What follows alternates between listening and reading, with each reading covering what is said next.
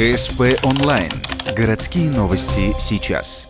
Среда, 10:00. Детско-юношеская спортивная школа номер 2. Первенство по волейболу среди школьников. Третий день соревнований. Всего на участие заявились 17 команд юношей и 10 команд девушек. Из них 7 школ малокомплектные, менее 300 учащихся, и 12 полных. Сейчас на площадке 5 малокомплектных школ. 7-я, 22-я, 4-я школа-интернат номер 2 и гимназия иностранных языков. Возрастных ограничений нет. Главное – мастерство, спортивная сноровка и желание отстоять честь школы.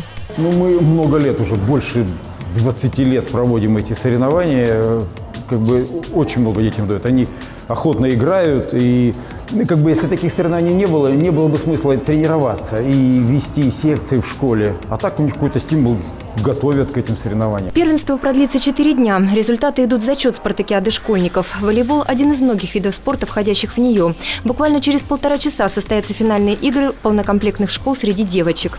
Определятся первые победители. По итогам спартакиады выберут лучшую школу по всем видам спорта. В апреле в ДЮСШ номер 2 пройдет первенство коми среди юношей и девушек 2000-2001 годов рождения.